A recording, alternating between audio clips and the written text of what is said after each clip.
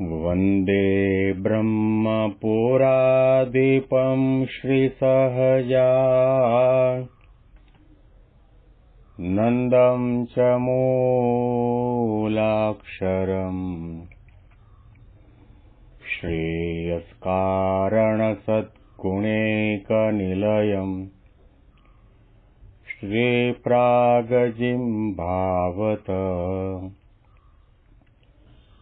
ब्रह्मोपासनधारकं गुरुहरिं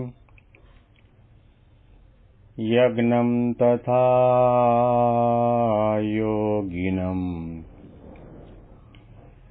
इत्येवं प्रमुखं महन्तमनिशं श्रीजीस्वरूपं मुदा મહિમાનો મહિમા પ્રવચનમાળામાં આજે 15મી એપ્રિલ 2025 મંગળવારના દિવસે તમામ સંતો હરિભક્તોને મારા સાષ્ટાંગ પ્રણામ. જય સ્વામિનારાયણ.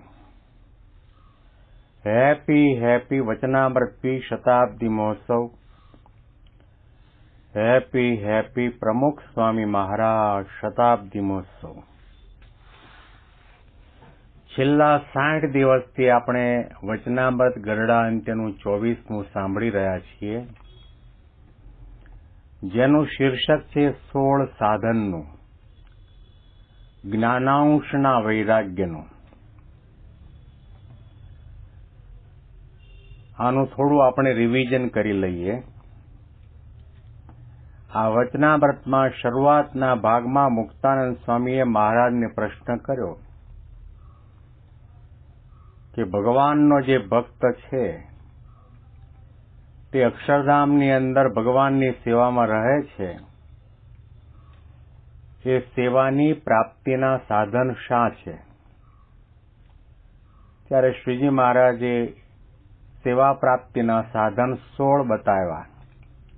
શ્રદ્ધા, સ્વધર્મ, વૈરાગ્ય, સર્વ પ્રકારે ઇન્દ્રિયોનો નિગ્રહ, અહિંસા, બ્રહ્મચર્ય, સંત સમાગમ, આત્મનિષ્ઠા, મહિમા અને જ્ઞાને સહિત ભગવાનની નિશ્ચળ ભક્તિ, સંતોષ, નિર્દમપણું, દયા, તપ અને પોતાથી ગુણે કરીને મોટા હોય એમને વિશે ગુરુભાવ રાખીને તેમને બહુ પ્રકારે માનવા, અને પોતાથી બરોબરિયા હોય એવા જે ભગવાનના ભક્ત એને વિશે મિત્રભાવ રાખવો, અને પોતાથી જે ઉતરતા ભગવાનના ભક્ત હોય તેને વિશે શિષ્યભાવ રાખીને એનું હિત કરવું. આ 16 સાધન ભગવાનના અક્ષરધામની અંદર ભગવાનની સેવામાં રહી શકાય એના માટેની પ્રાપ્તિ માટેના સાધનો બતાવ્યા. ત્યાર પછી શુકાનંદ સ્વામીએ શ્રીજી મહારાજને પ્રશ્ન કર્યો કે આપણા બધા સંતો બધા વર્તમાનમાં રહે છે, તો પણ એમનામાં એવું કયું લક્ષણ છે કે જેણે કરીને એમ માનીએ કે એને ગમે તેવો આપતકાળ આવશે તો પણ એ ધર્મમાંથી નહીં પડે?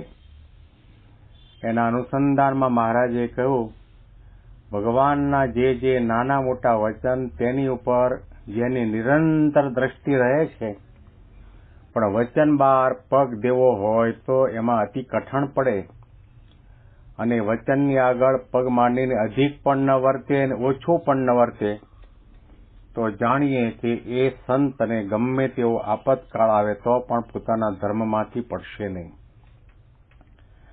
ત્યાર પછી શ્રીજી મહારાજે કૃપા કરીને સંતો હરિભક્તોને કહ્યું કે પ્રકૃતિ ટાળવી બહુ કઠણ છે, પરંતુ સત્સંગમાં સ્વાર્થ મનાયો હોય તો પ્રકૃતિ ટળવી કઠણ નથી. દાદા ખાચરના ઘરના પરિવારના માણસોને યાદ કરીને કહ્યું કે અમને રાખવા છે, એટલા માટે અમને ન ગમે એવી પ્રકૃતિ રાખતા નથી, અને બીજું ભય હોય તો પણ પ્રકૃતિ ટળે. અને ત્યાર પછી મહારાજે કહ્યું કે જેનો સ્વભાવ એવો હોય કે એના ઉપર વારંવાર કઠણ વચનના ડંખ માર્યા હોય, કચવાવ્યો હોય, તો પણ કોઈ રીતે પાછો ન પડ્યો હોય, એના ઉપર મહારાજ કે અમને એવું હેત રહે છે કે જાગ્રત સ્વપ્નમાં સંભાળ્યા વિના એ હેત રહ્યું જાય છે અને ગમે તેમ થાય તો પણ હેત ટળતું નથી. હવે આગળ મહારાજે કહ્યું, હરિભક્તની અંદર ઘણા બધા સદગુણો હોય, એમાં એક અંગ વિશેષ હોય. એમાં દાદા ખાચરનું વિશ્વાસનું અંગ બતાવ્યું, રાજબાઈનું ત્યાગનું અંગ બતાવ્યું, જીવુબાઈનું શ્રદ્ધાનું અંગ બતાવ્યું, લાડુબાઈને ભગવાનને રાજી કરવાનું અંગ બતાવ્યું, નિત્યાનંદ સ્વામીનું પણ મહારાજને રાજી કરવાનું અંગ, અને બ્રહ્માનંદ સ્વામીને સત્સંગની મર્યાદાનો કોઈ રીતે ભંગ ન થાય એવો આગ્રહ રાખવાનું અંગ, અને મુક્તાનંદ સ્વામીને અમારી પ્રસન્નતા પ્રાપ્ત કરવી અને અમારો વિશ્વાસ એ અંગ. અહીંયા સુધી આપણે આ કથા સાંભળી. હવે આગળનો ભાગ આપણે વાંચીએ છીએ. અને મુક્તાનંદ સ્વામીને અમારી પ્રસન્નતા કરવી તથા અમારો વિશ્વાસ એ અંગ, અને સોમલા ખાચરને સદા એક રેણીપણું એ અંગ. મહારાજના હરિભક્તોની અંદર કાઠી દરબારો મોખરે છે. એ દાદા ખાચર કો, સુરા ખાચર કો, ઝીણાભાઈ દરબાર કો, સોમલો ખાચર કો, આ બધા હરિભક્તોએ કાઠી દરબારો મહારાજને લૂંટ્યા છે. એટલે મહારાજને બહુ રાજી કર્યા છે, મહારાજને પોતાના કરી રાખ્યા છે. ભગવાન જેવા ભગવાન પોતે સર્વતંત્ર સ્વતંત્ર નિર્બંધ તત્વ, તેમ છતાં પણ આ ભક્તોના પ્રેમને આધીન થઈને તન મન ધન કુટુંબ પરિવાર સર્વસ્વ સમર્પણ કરી દીધું. એટલે મહારાજ પોતે દાદા ખાચરના થયા, ઝીણાભાઈના થયા, સુરા ખાચરના થયા. આ બધા હરિભક્તોને ખૂબ લાડ લડાવ્યા, હરિભક્તોની સાથે રંગે રમ્યા, એમની પંગતમાં પીરસવા પધારે, કથા વાર્તા કરે, નદીમાં જળક ક્રીડા કરે, ઘોડા પણ ખેલવે. તો શ્રીજી મહારાજે અહીં આગળ સોમલા ખાચરનું વાત કરી કે સોમલો ખાચર છે અને એક રેણી કેણું પણ. એક રેણી પણ એ રાખવો ને બહુ કઠણ છે. કારણ કે શરૂઆતમાં જયારે આપણે સામાન્ય કક્ષાના મુમુક્ષ તરીકે સત્સંગમાં પ્રવેશ કર્યો હોય, ત્યારે આપણામાં જે દાસભાવ હોય, સેવા વૃત્તિ હોય, દરેકનો મહિમા સમજતા હોય, દરેકને પગે લાગતા હોય અને દોડી દોડીને સેવા ભક્તિ કરતા હોય, આજ્ઞા પાળતા હોય, ઉપવાસ કરતા હોય, વ્રત કરતા હોય, દાન ધર્માદો કરતા હોય.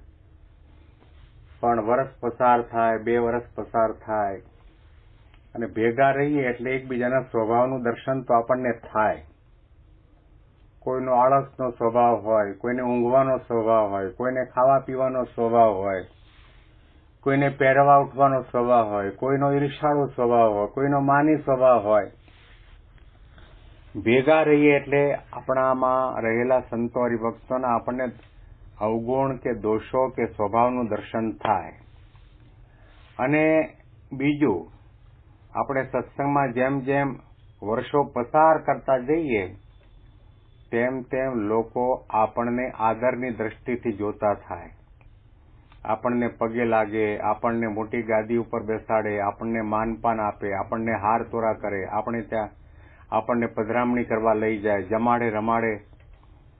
એટલે દિલને દિમાગના કોઈ પણ ખૂણા ખાંચરામાં અહંકારનો અંકુર જાગે અને પછી આપણું બોલવાનું ફરી જાય, જોવાનું ફરી જાય, રહેણી કહેણી ફરી જાય.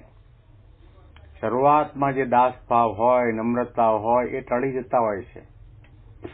પણ મહારાજે કહ્યું, સોમલા ખાચર જ્યારથી સત્સંગમાં આવ્યા ત્યારથી એમની એક રહેણી એક કેણી. અત્યારે કહેવું હોય તો કહી શકાય, વર્ષો સુધી જેમની સાથે રહેવાનો લાભ અને યોગ મને પ્રાપ્ત થયો એવા મહંત સ્વામી મહારાજ, એ તો અનાદિના ગુણાતીત સંત છે. તેમ છતાં પણ જ્યારે તેઓ દાદર મંદિરમાં મહંત તરીકે, સદગુરુ સંત તરીકે હતા ત્યારે એમની જે રહેણી કહેણી, બેસવું, ઉઠવું, બોલવું, ચાલવું, પ્રવચન કરવું, દંડવત કરવા, પ્રદક્ષિણા કરવી, તિલક ચાંદલો કરવો, આજે વર્ષો પછી પણ એ જ પ્રકારની એમની રહેણી કહેણી છે. આપણે ધારો કે આપણે વક્તા હોઈએ, શરૂઆતની અંદર આપણું બોલવાની જે કળા છે એ ધીમી હોય, મંદ હોય, એમાં શબ્દોની રમઝટ ના હોય, શેર શાયરી, સાખી કવિતા ન હોય, પણ સમય જતા જતા બોલવાનો ટોન બદલાઈ જાય, બોલવાની રીત ભાત બદલાઈ જાય. જ્યારે મહંત સ્વામીને વર્ષો પહેલા પ્રવચન કરતા સાંભળ્યા છે, એની એક પ્રકારની નિર્ધમ પ્રકૃતિ, નિષ્કપટ સંત, એમણે ક્યારેય પણ પોતાના પ્રવચનની અંદર આટાટૂપ લાવવાનો પ્રયત્ન કર્યો જ નથી. બેસવા ઉઠવામાં, પહેરવા ઉઠવામાં ક્યાંય પ્રયત્ન નથી કર્યો. એક સરખું એમનું રહેણી કહેણી. એવી જ રીતે પૂજ્ય કોઠારી બાપાની પણ એ જ રહેણી કહેણી. પૂજ્ય ત્યાગવલ્લભ સ્વામી પણ એવા ને એવા, જરાય બદલાયા નથી આટલા વર્ષો પછી પણ.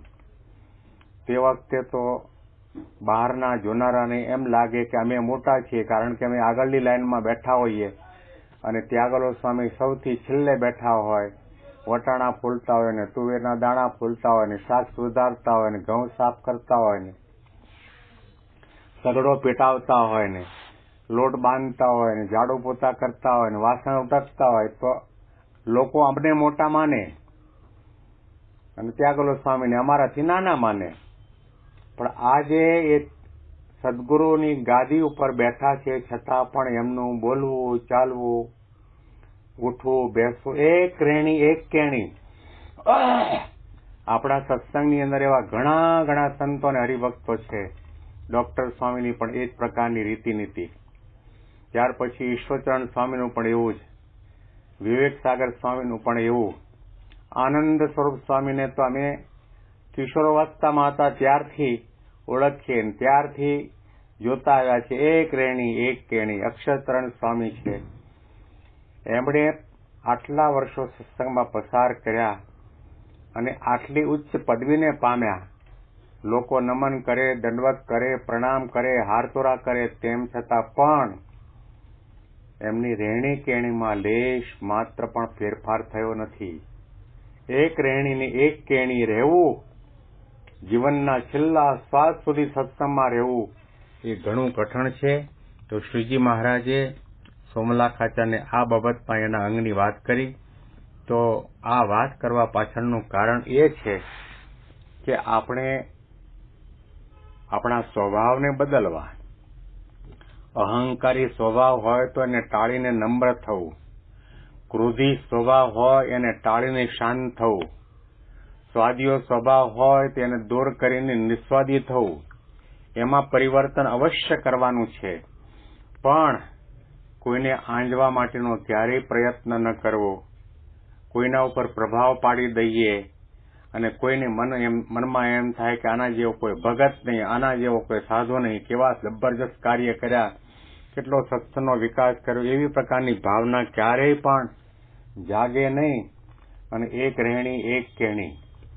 શરૂઆતની અંદર મહારાજના માટે, અક્ષર પુરુષોત્તમ મહારાજ માટે, ગુણાતીત ગુરુ પરંપરા અને પ્રગટ સત્પુરુષની અંદર જે પ્રીતિ ભાવ હોય, એ દિવ્ય ભાવ હોય, અલૌકિક ભાવ હોય, એવો ને એવો ભગવાન જેવા ઐશ્વર્ય આવે તો પણ દાસ ભાવ, દીન ભાવ, ખપ, શ્રદ્ધા એમને એમ બની રહે, એ મહારાજને ગમે છે. અહીંયા આગળ આપણે આ સોમલા ખાચરના ગુણો સાંભળ્યા. હવે થોડા દિવસ માટે અલ્પ વિરામ લેવાના છીએ. ગુરુહરિ મહંત સ્વામી મહારાજની આજ્ઞાથી આવતીકાલે મારે મહારાષ્ટ્રમાં જલગાંવમાં ભાગવત પારાયણ કરવા જવાનું છે અને ત્યાં રેકોર્ડિંગ કરવાની સમયની અનુકૂળતા નહીં મળે, એટલા માટે 7 દિવસના માટે આપણે અલ્પવિરામ લઈએ છીએ અને પાછા 23 તારીખે ફરીથી મહિમાનો મહિમા પ્રવચનમાળામાં આ જ વચનામૃત ઉપર આપણે નિરૂપણ સાંભળીશું. તમામ સંતો હરિભક્તોને મારા સાષ્ટાંગ પ્રણામ. જય સ્વામિનારાયણ.